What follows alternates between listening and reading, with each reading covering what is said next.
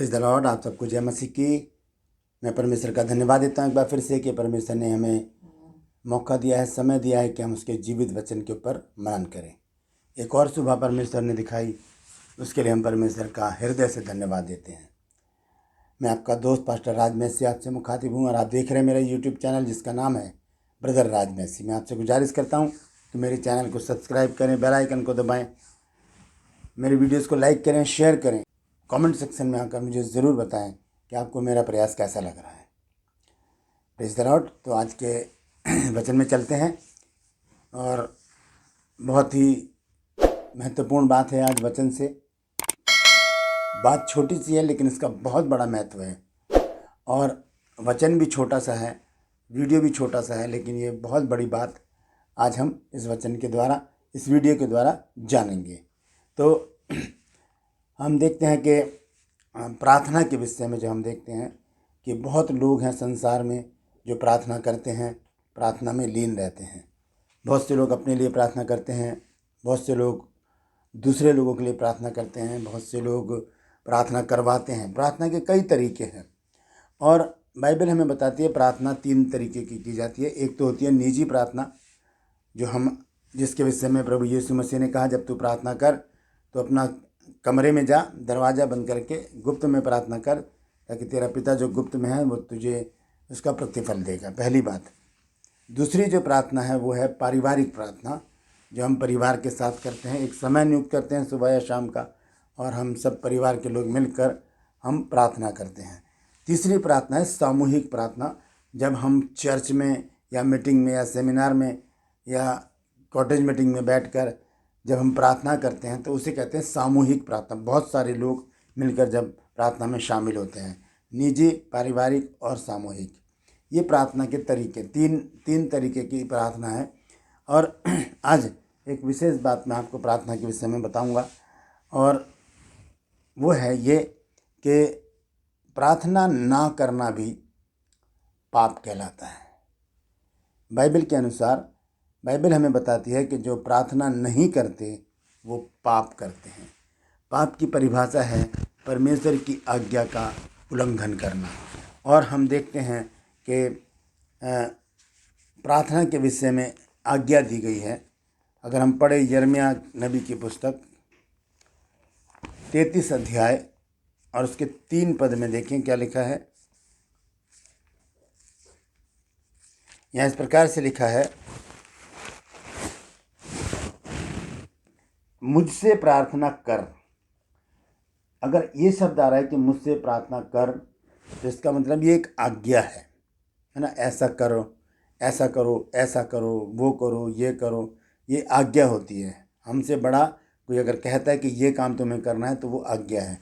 यहाँ क्या कहा जा रहा है, मुझसे प्रार्थना कर और मैं तेरी सुनकर तुझे बड़ी बड़ी और कठिन बातें बताऊंगा जिन्हें तो अभी नहीं समझता। यिर्मयाह 33 की 3 आयत में ये लिखा है। तो प्रार्थना करना एक आज्ञा है वचन के अनुसार, परमेश्वर के वचन के अनुसार। और हम देखते हैं जब प्रभु यीशु मसीह गतसमनी बाग में प्रार्थना करने के लिए गए, जब उनका अंतिम समय था और वो क्रूसीफाइड होने वाले थे, और जब उन्होंने आकर देखा चेलों को, तो वो चेले जो थे वो सो रहे थे।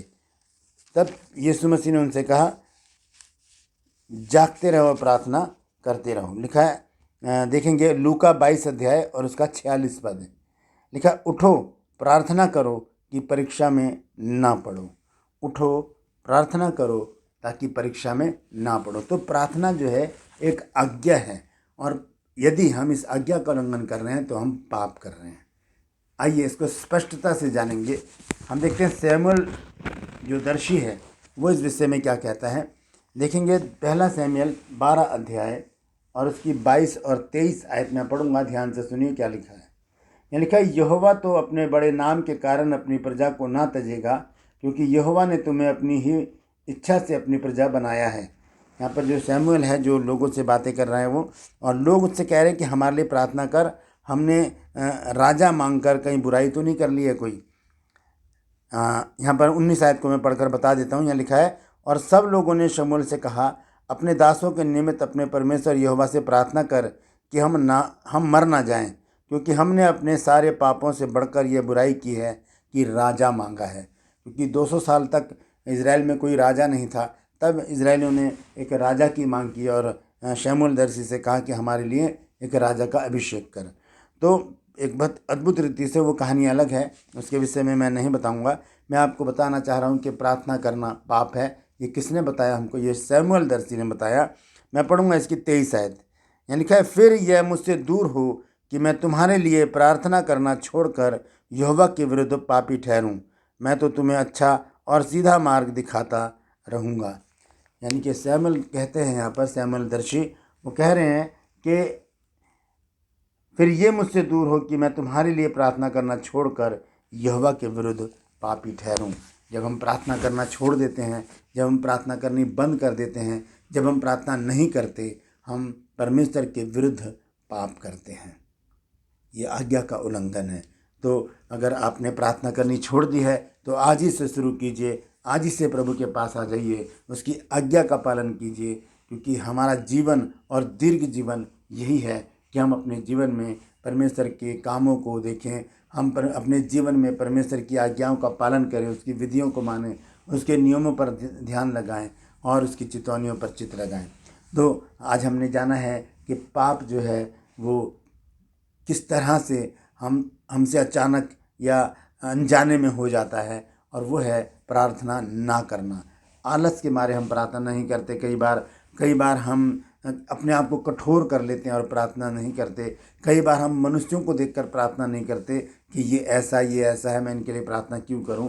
हमें ऐसा कुछ नहीं करना। हमें सिर्फ और सिर्फ परमेश्वर को देखना है, परमेश्वर की दृष्टि करनी है। अपनी आंखों को बंद करके हमने सब लोगों के लिए प्रार्थना करनी है, क्योंकि जब हम दूसरों के लिए प्रार्थना करते हैं तब परमेश्वर हमारे सारे दुखों को दूर करता है। आइए अंत में एक वचन पढ़ के मैं समाप्त करूंगा। अय्यूब की पुस्तक उसका 42 अध्याय और उसका 10 पद देखेंगे, वहाँ पर क्या लिखा है। यहाँ लिखा है, जब अय्यूब ने अपने मित्रों के लिए प्रार्थना की तब यहोवा ने उसका सारा दुख दूर किया, और जितना अय्यूब का पहले था उसका दुगना यहोवा ने उसे दे दिया। जब अय्यूब ने अपने मित्रों के लिए प्रार्थना की तब परमेश्वर ने उसका जो दुख था, उसका जो क्लेश थे, उसकी जो चिंताएं थी, वो सब परमेश्वर ने तब खत्म की जब उसने अपने मित्रों के लिए प्रार्थना की। हम भी प्रार्थना करना ना छोड़ें, क्योंकि प्रार्थना ना करना पाप है। बस इतना याद रखें कि प्रार्थना हमारा एक संपर्क है परमेश्वर के साथ, हमारी एक वार्तालाप है, हमारी बातचीत है परमेश्वर के साथ। जब हम प्रार्थना करते हैं, हमारा जो लिंक परमेश्वर से जुड़ जाता है और हम उसके साथ बातचीत करते हैं। तो आज के लिए बस इतना ही। परमेश्वर इन वचनों के द्वारा हम सबको आशीष दे। कल आपसे फिर मुलाकात होगी एक नए वीडियो के साथ। तब तक के लिए इजाज़त दे दीजिए। Praise the Lord. जय मसीह की। परमेश्वर आप सबको आशीष दे। हालेलुया।